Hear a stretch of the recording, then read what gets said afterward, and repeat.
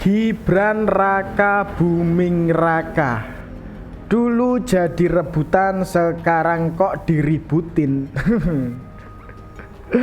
Ya, sekarang yang gaduh soal posisi wakil presiden Mas Gibran Raka Buming Raka, apa nggak malu ya? Apa nggak inget dulu ya rebutan Mas Gibran? Ya, analisa saya, orang-orang yang menyerang ya Mas Gibran Raka Buming Raka itu ya untuk melucuti kekuatan Bapak Prabowo Subianto. Apa nggak malu? Dulu Gibran jadi rebutan, sekarang kok diributin ini. Ada. Ya, tanpa lama-lama yuk kita tonton saja videonya. Di antara problem dari semuanya sekarang ini yang mencoba menyerang Gibran itu, menurut saya itu karena nggak suka Prabowo. Sebenarnya gitu. Iya. Jadi dia sudah terjebak sebenarnya pada pikiran kecil ini. Coba cek semuanya, intinya nggak suka Prabowo. Kalau misalnya Gibran jadi wakil Ganjar, no problem. No problem pasti. Ya. Gibran jadi wakilnya Anies Baswedan lebih nggak problem lagi. Ya memang ya, kalau Mas Gibran jadi wakilnya Bapak Ganjar ya no problem, tidak ada masalah ya. Ya kalau Mas Gibran ini jadi wakilnya Abah Anies Baswedan, ya mereka ini pasti diam saja ini. Lah ini Mas Gibran jadi wakilnya Bapak Prabowo Subianto. Ya inilah jelas mereka ini kayak ya tersinggung lah seperti itu ya. Ya jadi situasinya tidak menguntungkan lah bagi mereka ini. Aduh, ternyata seperti itu ya. Iya. Tapi ini karena menjadi wakilnya Prabowo. Nah, Dan mereka terjebak pada pikiran kecil tentang orang. Mereka sudah memblacklist orang yang bernama Prabowo. Saya tahu ini kalau kita cerita bagaimana orang-orang itu sampai pada kesimpulan itu, ya menurut saya itu agak memalukan begitu ya. Karena soal ketersinggungan dengan gaya, ya kan? Soal kekecewaan dari fakta bahwa dia berasal dari rezim Orde Baru dulu, yang orang tidak tahu bagaimana tarik-menarik dinamika antara Prabowo dengan rezim Orde Baru. bentar. Ya mungkin gerakan lengserkan Mas Gibran Raka Buming Raka ini ya kayak maksudnya mereka ini biar di pemilu 2029 nanti kalau untuk mengalahkan Bapak Prabowo ini lebih mudah, seperti itu atau gimana ini? Pantesan ada gerakan lengserkan Mas Gibran Raka Buming Raka. Aduh, ternyata seperti itu ya. Tapi kenapa emang jadi aneh sih kemarin ya sebelum Pilpres Mas Gibran Raka Buming Raka ini direbutkan. Lah sekarang kok tiba-tiba ya diributkan, ini ada apa? Kenapa kalian ini ya? Ketua DPP PDIP Puan Maharani memberi sinyal menjadikan Wali Kota Solo Gibran Raka Buming sebagai bakal cawapres Ganjar. Menurut Puan, peluang terbuka jika Mahkamah Konstitusi mengabulkan gugatan untuk menurunkan syarat usia cawapres dari 40 tahun menjadi 35 tahun. Jadi ya kalau memang kemudian di MK-nya kemudian disetujui untuk ada calon wakil presiden di bawah 40 tahun, ya mungkin saja bisa kemungkinan Mas Gibran yang maju. Nah ini kan, Wakil Ketua Umum Partai Nasdem Ahmad Ali memberi sinyal peluang bagi Wali Kota Solo Gibran Raka Buming Raka. Peluang itu terkait menjadi calon wakil presiden untuk mendampingi ex-gubernur DKI Jakarta Anies Baswedan di Pilpres 2024. Nah, ini loh Sebelumnya, membuktikan ini. Anies memang dibebaskan oleh Nasdem untuk memilih cawapresnya sendiri. Sementara menurut Ali, Gibran memenuhi kualifikasi untuk menjadi cawapres Anies. Lah, ini loh. Dulu direbutkan, sekarang kok diributin. Tahu sendiri kan? Ya dulu waktu sebelum Pilpres Mas Gibran ini dibangga-banggakan ya, kayak dicocok-cocokkan untuk menjadi wakil dari Bapak Ganjar maupun wakil dari ya Abah Anies Baswedan. Wah, wah, wah, wah. Kenapa sekarang kok diributin ini? Ada apa ini?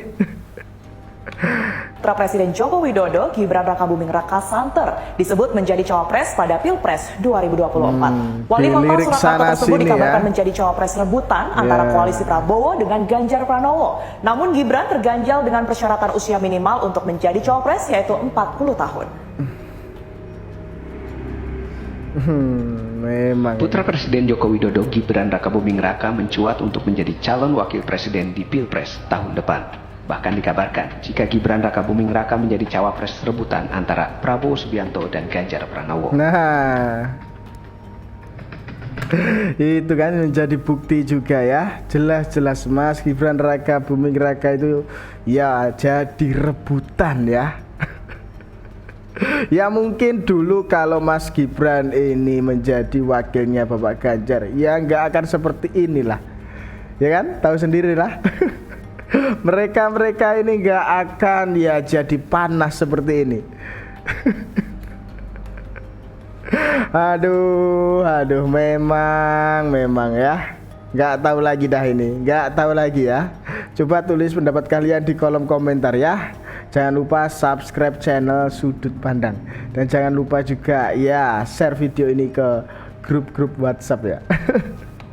Pak Anies terutama juga pernah mendekati Gibran ini, datang ke Solo, kemudian juru Dalam proses dulu pencalonan. ini bukan aib, artinya wajar-wajar saja. Seorang Anies Baswedan juga berusaha membangun koalisi dengan Pak Jokowi. Bentar.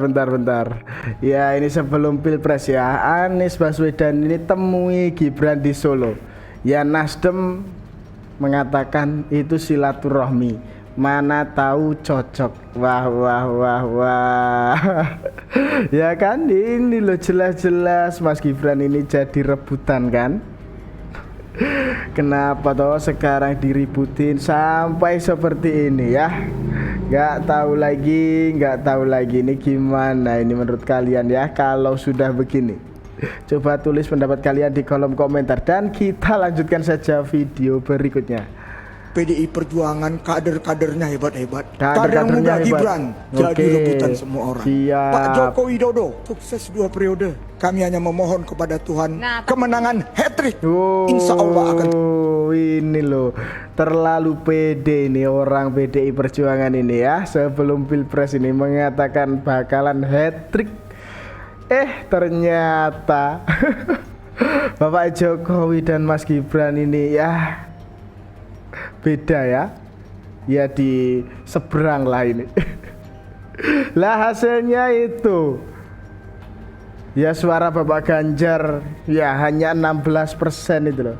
Wah ini membuktikan ya bahwa Bapak Jokowi ini lebih besar ya namanya ini ya, lebih besar dari PDI Perjuangan ya ini. Aduh sampai segitunya ternyata ya terjadi. Tapi dengan putusan MK masih optimis nggak? Oh, tetap optimis. Hormati itu putusan MK loh. Suara di dalam PDI sendiri bagaimana menanggapi soal putusan MK kemarin, Bang? Kami tenang-tenang aja. Lihat kemarin waktu deklarasi Projo, keren nggak Pak Joko Widodo? Orang mau bilang apa, dia tetap kader kami. Tetap tegak lurus. Dia katakan apa? Tapi ngomong-ngomong gini, oke Gibran merupakan kader dari PDIP. Apakah akan tegak lurus tetap di PDIP atau jangan-jangan akan pindah ke yang lain? Ibu Mega itu jujur saja kami semua mau presiden kadernya, mau gubernur ya, mau kami semuanya kalau udah Ibu Mega ngomong memang kami sangat patuh.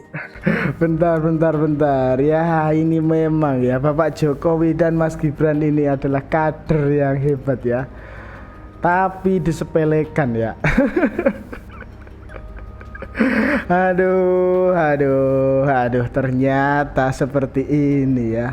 Terlalu pede ini PDI Perjuangan ya. Terlalu pede mau hat-trick. Ternyata ya Bapak Jokowi dan Mas Gibran ya seperti itulah.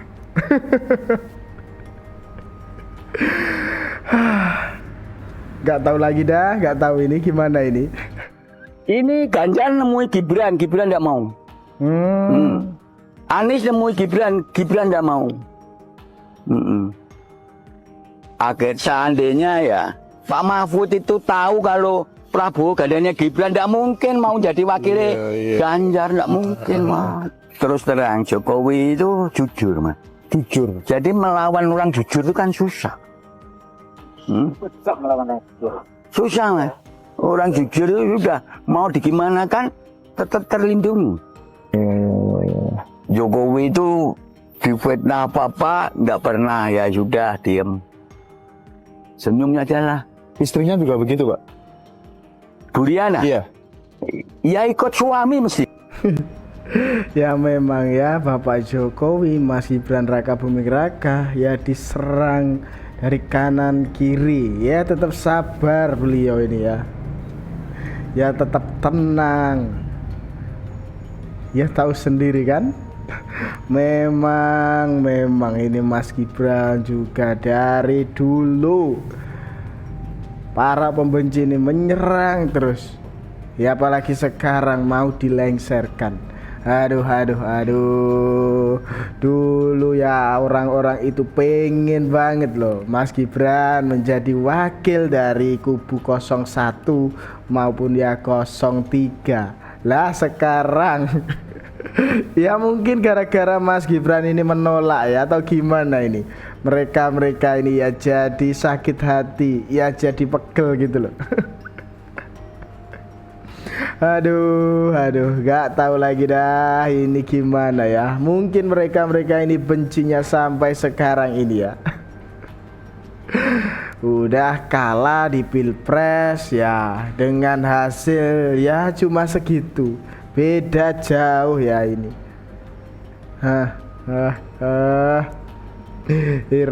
Heran sama mereka ini ya. Ya kalau sudah kalah ya udah gitu loh. Jangan ya sampai seperti itu. Aduh. Ini loh kubu sakit hati ini memang gak ada habis-habisnya ya. Gak ada habis-habisnya menyerang Bapak Jokowi dan keluarganya ini loh. Sampai sekarang ini. Aduh. Padahal Mas Gibran Raka Buming Raka ini jelas lah pilihan rakyat Indonesia ya. Masa toh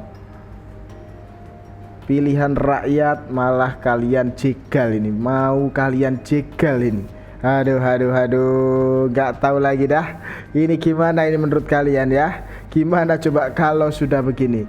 Yuk tulis pendapat kalian di kolom komentar dan kita lanjutkan saja video berikutnya.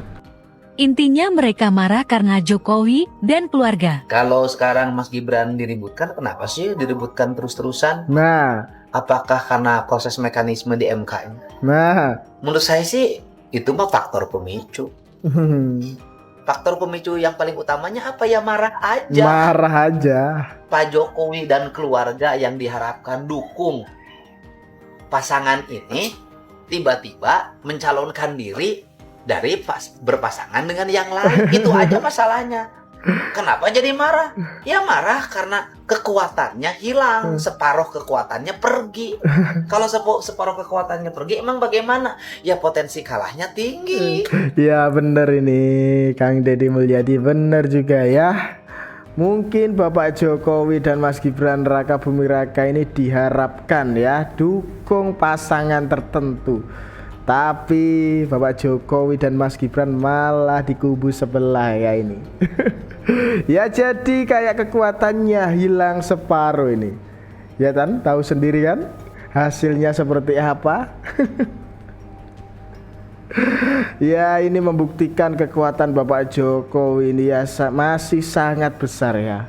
Masih sangat kuat. Jelas itu. Gimana ini menurut kalian ya? Memang ini jelas ya orang sakit hati yang menyerang Bapak Jokowi dan keluarganya ini. Jelas. Cuman sistemnya tidak, dan ini tidak disukai kalau kembali ke Undang-Undang Dasar 45. Nanti kita akan bahas soal yang poin 1. Tapi yang saya bicara soal poin ke-9 itu benar ada Ada, itu usulan daripada Habib Rizik. Bagaimana kemudian para purnawirawan ini bisa bertemu dengan Habib Rizik? Oh, kami putar. Untuk mendengarkan suara rakyat kami putar. Bahkan saya ini terlambat karena saya diundang oleh MUI dan Muhammadiyah. Waduh, bentar. Ini ada salah satu jenderal anak abah ini ya. Lebih dengarkan Rizik Syihab dibandingkan dengan presiden ini. Wah. Kenapa ini kok malah lebih percaya dengan Rizik Syihab toh ini? Bapak, kok lebih percaya dengan Rizik Syihab? Kenapa? Jelas-jelas di pemerintahnya Bapak Jokowi kemarin ya, FPI, ya Rizik Syihab ini ya kayak dihilangkan lah oleh Bapak Jokowi ya. Jelas-jelas Rizik Syihab ini kalah. Kok bisa-bisanya kalian ini malah lebih percaya ya dengan Rizik Syihab ini. Aduh. Ya dulu waktu pemerintahnya Bapak Jokowi, FPI ini dibubarkan loh, ya kan? Jelas-jelas FPI ini kalah dengan Bapak Jokowi. Aduh, ini kenapa kalian ini malah lebih percaya dengan Rizik Syihab? Anak abah ini memang beda. Orang kalah kok jadi panutan ini. Aduh, ternyata ini ya orang-orang di bawah ya di belakang purnawirawan ya. Ini ya Rizik Syihab ini atau siapa ini ya? Nah, saya sebagai orang yang pernah dipenjara di era Orde Baru, saya cuma ingin mengingatkan kepada teman-teman semua, hati-hati. Jangan pancing-pancing Pak Prabowo itu ya masuk pada sisi yang dia akan masuk pada karakter kombatan itu. Nah, ini yang saya sering nasihati teman-teman yang baru belajar politik di Indonesia ini dan baru jadi aktivis instan banyak di Indonesia ini. Saya bilang hati-hati, karena kalau nanti ini dipaksa-paksa terus matahari kembar, dipaksa-paksa terus berbagi kekuasaan tapi tidak untuk rakyat dan bangsa, tiba-tiba Pak Prabowo marah, ini bahaya. Karena ya benar juga Bapak, benar juga. Hati-hati, jangan sampai Bapak Prabowo Subianto presiden kita ini marah ya. Jangan paksakan ada matahari kembar ya. Jangan tuduh seperti itulah. Hati-hati jika Bapak Prabowo Subianto ini marah. Wah. Memang ya para penggaduh bangsa Indonesia ini bawaannya pengen rusuh terus ini. Pengen ada masalah terus. Ya sampai Bapak Jokowi dan Bapak Prabowo ini dimusuh-musuhkan gitulah. Kayak pengennya mereka Bapak Jokowi dan Bapak Prabowo ini pecah. Mereka ini jelas mengadu domba. Jelas pengen Bapak Prabowo dan Bapak Jokowi ini pisah. Kayak bermusuhan seperti itu. Wah, hati-hati ya, hati-hati kalian. Jangan sampai Bapak Prabowo ini marah. Gimana ini menurut kalian ya? Gimana coba kalau sudah begini? Pengen melengsarkan Mas Gibran Rakabuming Raka seperti itu ya inginnya kalian ini. Lah ini kamu nggak ingat dulu direbutkan, sekarang kok diributin. Aduh, apa nggak malu kalian ini? Ya jadi kelihatan banget kan ini kedok kalian ya. Aduh. Itu loh. Heran juga. Ya, tulis pendapat kalian di kolom komentar ya. Dan itu tadi sedikit informasi yang dapat saya sampaikan dalam video kali ini. Jangan lupa subscribe channel Sudut Pandang. Sekian dari saya. Terima kasih.